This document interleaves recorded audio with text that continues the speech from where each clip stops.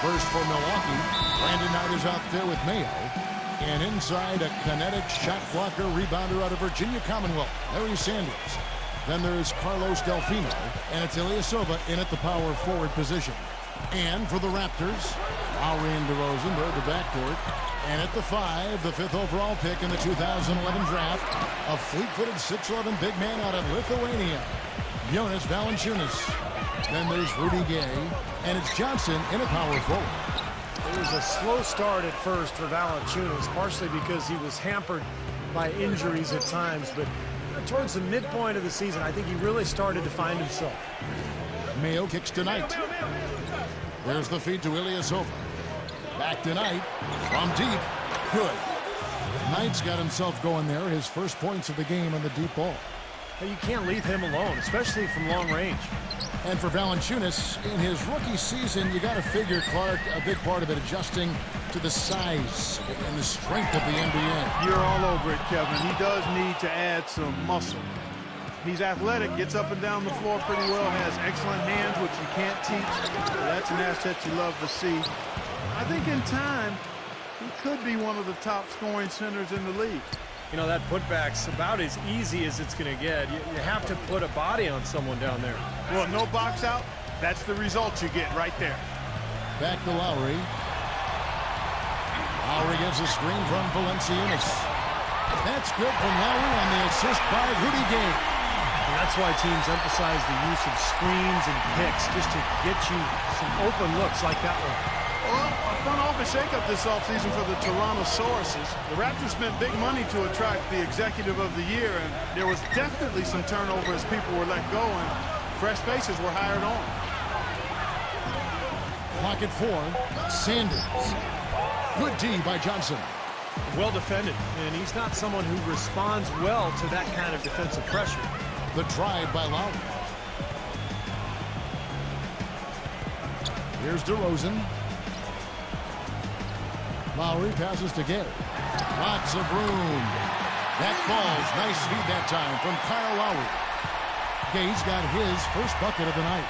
You know, with the new leadership here in Toronto, perhaps a change for the better for a team that's only made the playoffs, Steve, 5 times in its 18-year history. The new general manager is very well respected around the league. He's done a great job in Denver, and now a chance to turn this Toronto franchise around. And remember, Kevin, this is one of the best fan bases in the NBA. These fans love their team. I think this is kind of a sleeping giant here. Lowry with the ball, and it's Knight picking him up. Rosen dishes to Gay. Shoots. And takes a hard bounce. And here is Knight. He's got 7. Mayo. And so he draws the foul on the shot. A trip to the line to shoot 2. This is his first trip to the line tonight.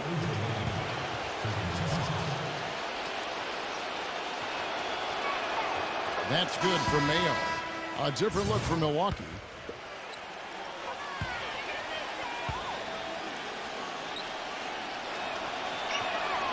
Mayo hits them both. Here's Augustine. And that does it for the first quarter. Milwaukee on top. They lead by 4. All right, the second quarter beginning in just a moment. And look what we've seen from Milwaukee. What do you think, guys? And the defense has been key in building this lead. They've really clamped down hard. They've done a nice job, Steve. I think challenging every shot, a hand up on every shot. And it's blocked by Henson. Here's Neal. Here's Mayo. And the officials whistle a foul on the shot. The bucket's good. He'll go to the line. You know, when you're in the East, you don't have to necessarily be an above 500 team on the road, but you got to be close to 500. And the Bucks were a solid team on the road, and that's why they made the playoffs. And Clark, you talk about the Bucks. They went 17 and 24 on the road last season. That might not be the most impressive mark, but it was still 7th best in the conference in terms of road wins. Well, the East was pretty weak. We know that. And the Bucks making the playoffs at all was the perfect example of how weak the East was. But look, they can get better. They've got some young talent. They've got some things to be excited about. And one is the play of John Henson, second-year man from North Carolina. Let's go now to the sideline and catch up with Doris Burke. Hey, Doris. Gentlemen, as you know, Kyle Lowry was a former late first-round pick. Over his career, he's had to battle for his minutes, but it seems he's solidified his starting role with the Raptors, saying, quote, "I think I've broken into that second tier, and I'm trying to break into that first tier. I believe in myself. I believe in the work I put in every year. I'm not going to give myself a ceiling. Given opportunity, I will produce." And guys, he's shown he can score, pass, rebound, and defend. A lot to like. Thanks, Doris. Tremendous dedication to the game. It's great to remember just how far he's come. And Milwaukee calls their first time out of the game.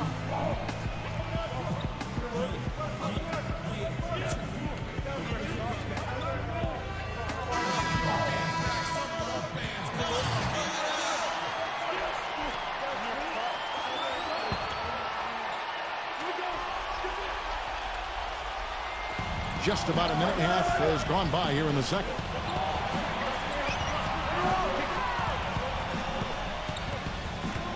He feeds it to Neal.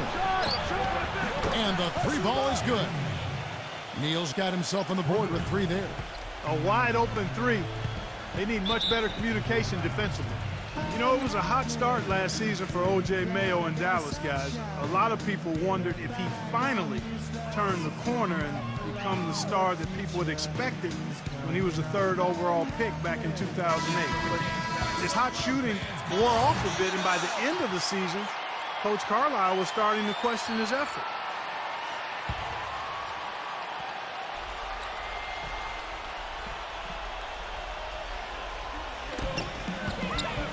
And out of bounds as the Bucks gain possession.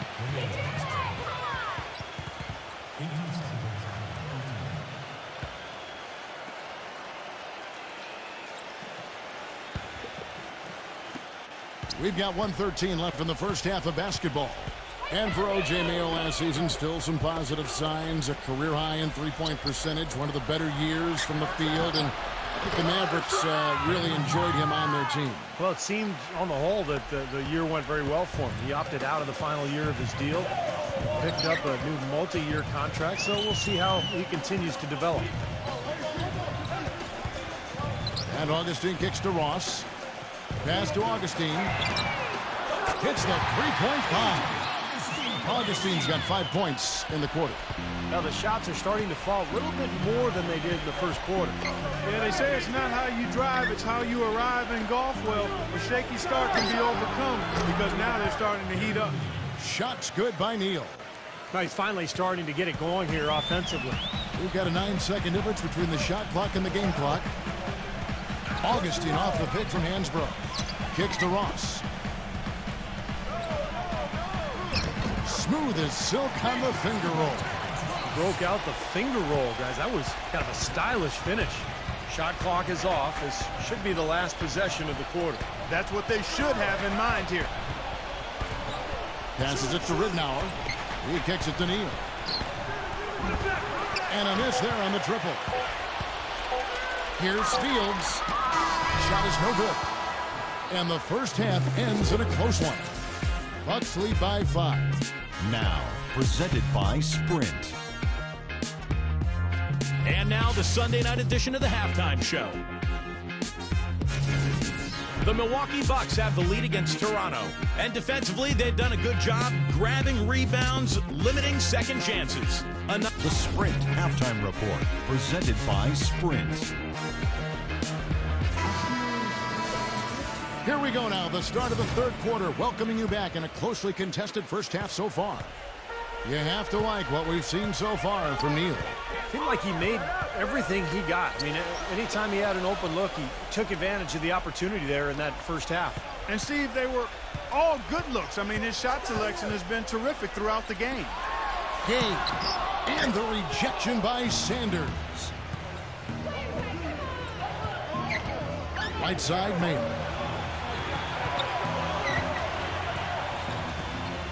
And there's the pass tonight.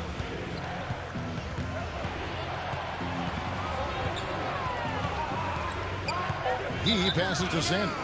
And out of bounds as Toronto gains possession. The Raptors have been in the rebuilding process for a while now, and even though they still didn't crack the postseason, they were able to do something they haven't done in several years. Win more than they lose here in Toronto. Raptors trail by 5. And keeping us updated from the sideline, let's swing it over to Doris Burke for an update. Hi, Doris. Well, Kevin, Toronto has usually been on the wrong end of free agency in the past, but DeMar DeRozan doesn't understand it. He says of Toronto, quote, "It's a great city. It's really diverse. The culture's great. The fan base is great. They might not be getting any big free agents, but DeMar might be working on that, guys." He certainly is. Thanks, Doris. Shot clock at 3. He claims that one off the back iron, and down it falls. Knight's got it going here in the start of the second half. The first points in the third quarter for Milwaukee. Toronto calls timeout. And it might seem like such a small accomplishment, but going back to what you said, Clark, about the Raptors, but they are a young team, and it takes small steps like that to climb up the standings, Steve, you know, this year to year. Yeah, no question. I mean, unless you have a once-in-a-lifetime or at least once-in-a-generation type player in the draft, you have to do it with smaller steps, and that's what the Raptors are trying to do. Lowry passes to DeRozan. Puts the lead pass in front of him. And the jam by Rudy Gay. Nothing fancy there. Didn't need it. Nope. His only concern right now, Clark, is getting the points on the board, and I don't mean style. I like the simplicity. But there was some style there, Kev. It was a pretty sweet one-handed flush. Now a timeout called by Milwaukee.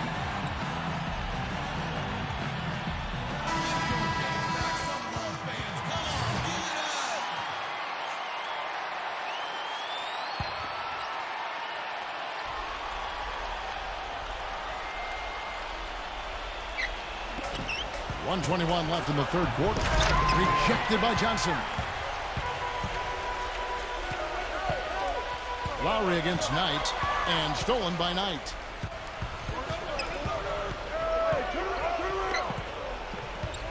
This is DeMayo. He's covered by Gay. Fires from 14, and it's Kyle Lowry with the rebound. Raptors trail by 5. Johnson outside. Feeds to DeRozan. And he draws body contact. Looked like a blocking foul, and he was in the shooting motion. So he'll head to the free throw line. You know, this is a trend that's catching on more and more in the NBA, and now DeMar DeRozan can be added to the list. He dips his hands in wax prior to the game, so he has a soft feel of the ball. The paraffin wax, we call it.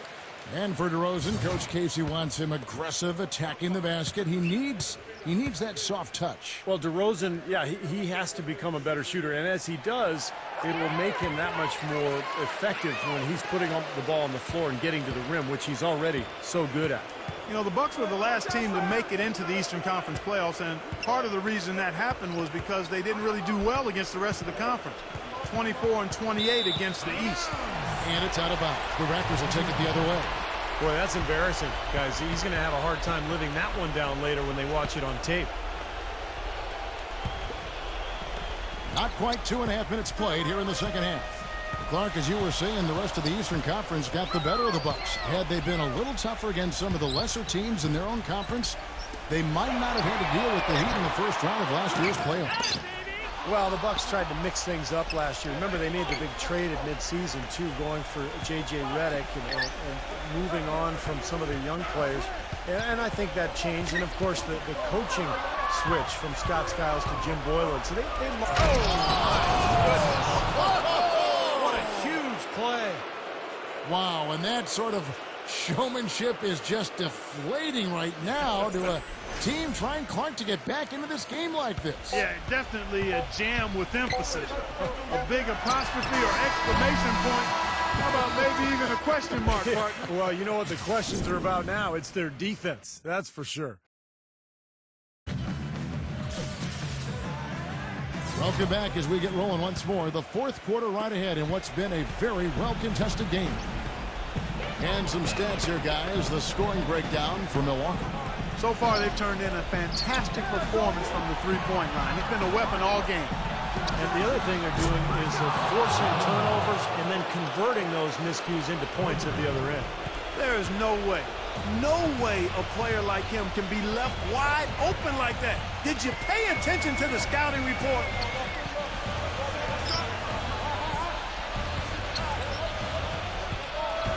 Back to Lowry. A three ball. Gets it to go. How about the response? Retaliation. Impressive, huh, guys? I'll say exactly that as well. Nice job to recover those 3 points right away. Mayo dishing to Knight. Sanders with a screen on Lowry. Knight kicks to Delfino. Pass to Sanders. Nice ball movement by Milwaukee. The feed to Knight. Just 4 to shoot. Gay comes over with a double team.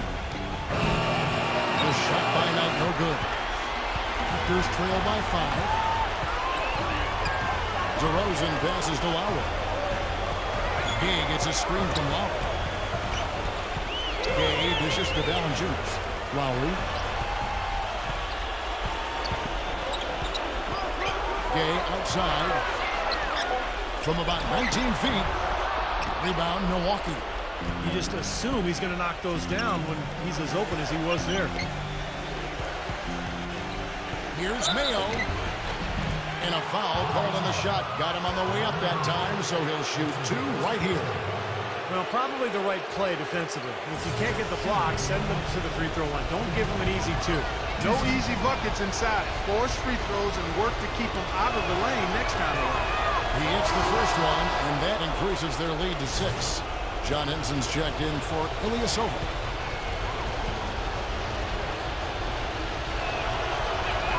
And so both free throws are good, and it's a 7-point game. And no mistakes there. A couple of good free throws to give them a little extra cushion. Lowry gets to DeRozan. Gay right side. No good off the front iron. He has not been on his game, and you know, their deficit isn't totally on him, but he has not helped the situation. Stolen by Gay. And the clock is their worst enemy right now.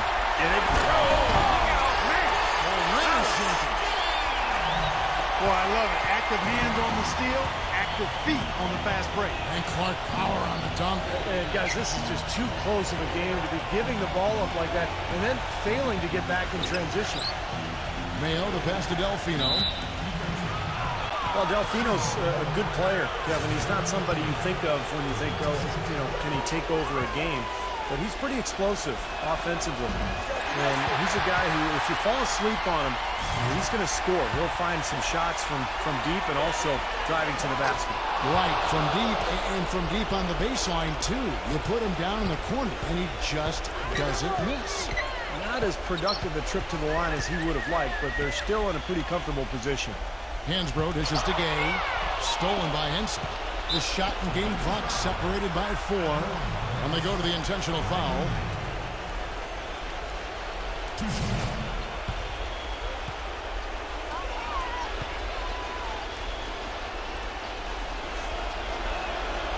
He doesn't hit the first, and that was the one they really wanted. He's got one more, though.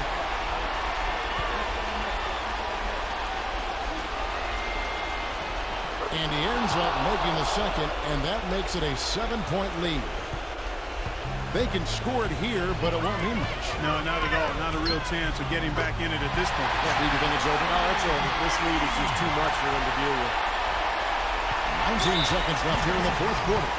And now an intentional foul. They need the ball back as soon as possible. Yeah, no question, the right call at this point. You can't let them just dribble it out. That's right. I mean, you got to send them to the line and hope for a few misses. He drops the first one, and that puts them up by 5.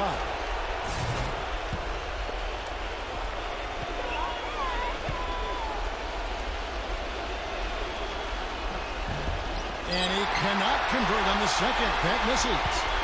The Raptors have gone 3 of 5 here in the fourth quarter. Pretty good numbers coming out of the break. Mayo against Gay. Back to Lowry. Now the dish to Gay. Buries it. You know, that's one way he can finish, but not the only way. He's got a lot of tricks up his sleeve. And so they choose to intentionally foul.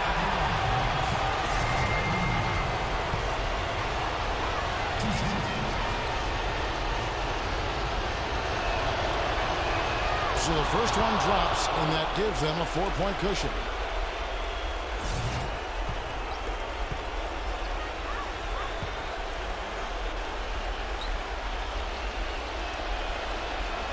Second one is good.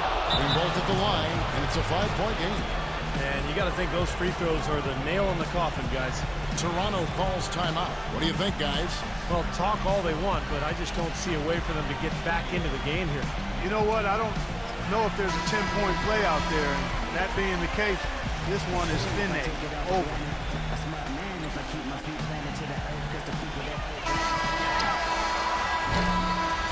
And so the Bucks take the win. Both teams played well, but these guys had the edge. Yeah, I think so.